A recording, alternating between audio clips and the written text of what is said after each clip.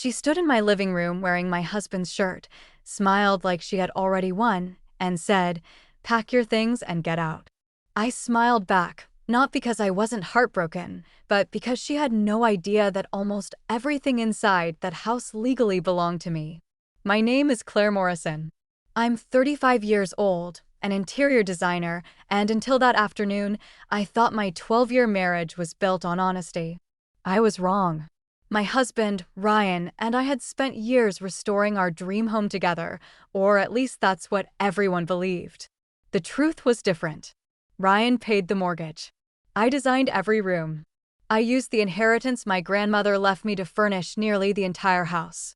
Every antique cabinet, every custom dining table, every painting, every light fixture I commissioned from local artists. I kept every receipt, every appraisal, and every insurance document because my grandmother had always told me, beautiful things deserve careful records. I never imagined those records would one day save me. Ryan had been traveling more for work during the previous 6 months. Late meetings, weekend conferences, phone calls he always took outside. Whenever I asked if everything was okay, he'd kiss my forehead and say, "I'm doing this for us." I wanted to believe him.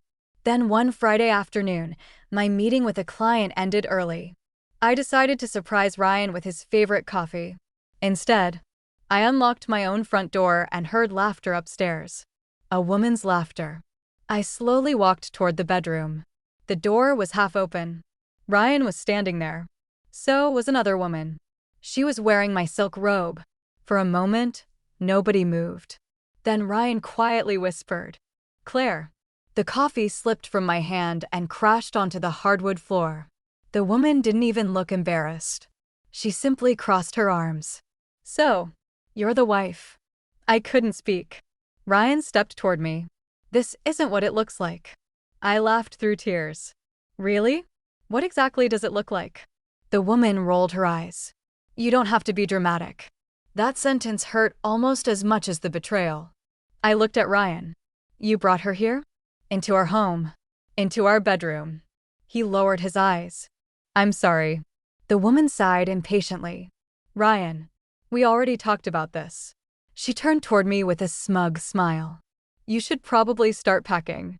I stared at her. "I'm sorry." She smiled wider. "This relationship is over. So, pack your things and get out." Something inside me broke. Then, something else became perfectly calm. I smiled. Not because I wasn't devastated. Because she clearly didn't know whose house she was standing in. I quietly asked, "What's your name?" She looked surprised. "Vanessa." I nodded. "Nice to meet you, Vanessa." Ryan frowned. "Claire." I ignored him. Instead, I walked into my home office and unlocked a small fireproof cabinet. Inside were 2 thick folders. One contained insurance policies. The other contained purchase records dating back nearly 12 years. When I returned to the living room, Vanessa was sitting on my custom Italian leather sofa with her feet on the coffee table. She looked around proudly. I could get used to this place. I almost felt sorry for her. Almost. I calmly placed the folders on the table. Ryan recognized them immediately. His face turned pale. "Claire, what are you doing?" "I'm reminding myself to stay organized." Vanessa laughed. "Paperwork isn't going to change anything." "No," I replied. "But ownership usually does." She looked confused. "What does that mean?" Before I could answer, Ryan interrupted. "Claire, please. Let's talk privately." I shook my head. "There are no private conversations left." Vanessa folded her arms. "You sound bitter." "I sound betrayed." "There's a difference." She smirked. "Either way, you're still leaving." I smiled again. "Actually, I don't think I am." Ryan suddenly looked terrified. Because unlike Vanessa, he knew exactly what was inside those folders. Ryan stared at the folders like they contained a ticking bomb. Vanessa noticed the fear on his face. She frowned. "Ryan, what's wrong?" He didn't answer. I slowly opened the first folder and placed several documents on the coffee table. I inherited $640,000 from my grandmother 5 years before we bought this house. Vanessa shrugged. So I used that inheritance to purchase nearly everything inside this home. I slid the receipts toward her. Every major piece of furniture. The grand piano. The dining room set. The living room furniture. The artwork. The bedroom furniture. Even the expensive wine collection. Every item had my name, my payment records, and insurance appraisals attached. Vanessa's smile slowly disappeared. Ryan finally spoke. Claire. I was going to explain. I looked at him. When? After moving your girlfriend into our bedroom? He lowered his head. The silence answered for him. Then came another twist. I reached into the second folder. This isn't all. I placed another document on the table. It was the post-nuptial agreement Ryan himself had insisted we sign 8 years earlier after a friend's messy divorce. Neither of us had thought we'd ever need it. One clause stood out. Any personal property purchased individually with separate inherited funds would remain the sole property of the purchaser. Ryan closed his eyes. He remembered. Vanessa grabbed the agreement. This can't be real. It is, I replied. And your boyfriend had it reviewed by his own attorney. She looked at Ryan. You never told me this. There wasn't a good time. She laughed bitterly. No. They're coming for my property. Exactly 40 minutes later, 2 moving trucks stopped outside. Professional movers entered carrying inventory lists. Their supervisor greeted me politely. Mrs. Morrison? Ready when you are. Vanessa's eyes widened. You're serious? I handed the supervisor the itemized inventory. He nodded. Everything listed belongs to Mrs. Morrison. Ryan didn't object. He couldn't. He knew every document was genuine. One by one. The living room emptied. The custom sofa. The coffee table. The antique bookshelves. The artwork. Even the massive dining table where Ryan had insisted every holiday be celebrated. Vanessa stood in the middle of the room watching her dream life disappear piece by piece. This is insane. No, I answered calmly. This is ownership. She became desperate. Ryan, stop them. He whispered. I can't. She stared at him. What do you mean you can't?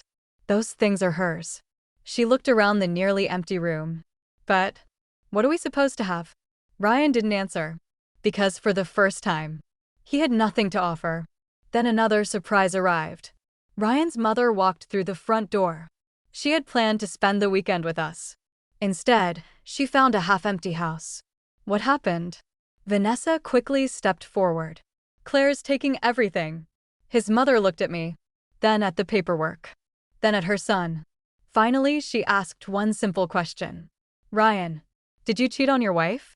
He couldn't even look at her. Yes. She closed her eyes. When she opened them again, disappointment had replaced anger. I didn't raise you like this. She turned toward Vanessa. And you. If he'll betray one woman for you, what makes you think he won't betray you too? Nobody spoke. An hour later, the house echoed with emptiness. The expensive decorations were gone. The artwork was gone. Even the guest bedroom looked bare. Only the items Ryan had purchased himself remained. That evening, I drove to a small apartment I had rented the week before after quietly preparing for the possibility that my marriage was over. It wasn't as large. It wasn't luxurious. But it was peaceful. A month later, my divorce attorney called. Ryan wanted to settle without a fight. He knew contesting ownership would only waste time and money. The divorce was finalized respectfully. We each kept what legally belonged to us. As for Vanessa, she stayed with Ryan for a while. But once she realized the glamorous lifestyle she'd imagined wasn't nearly as glamorous without everything she thought came with it, she left too. Months later, I opened my own interior design studio. Almost every beautiful piece I'd rescued from that house found a new place there. Clients often complimented the warm atmosphere.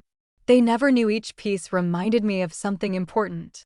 Looking back, people think the most satisfying moment was watching movers empty that house. It wasn't.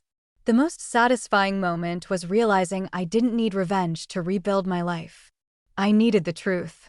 When Vanessa told me to pack my things and get out, she believed she was taking my future. She never realized. My future had never been inside that house. It was in the strength to walk away with my dignity, my independence, and everything that was truly mine.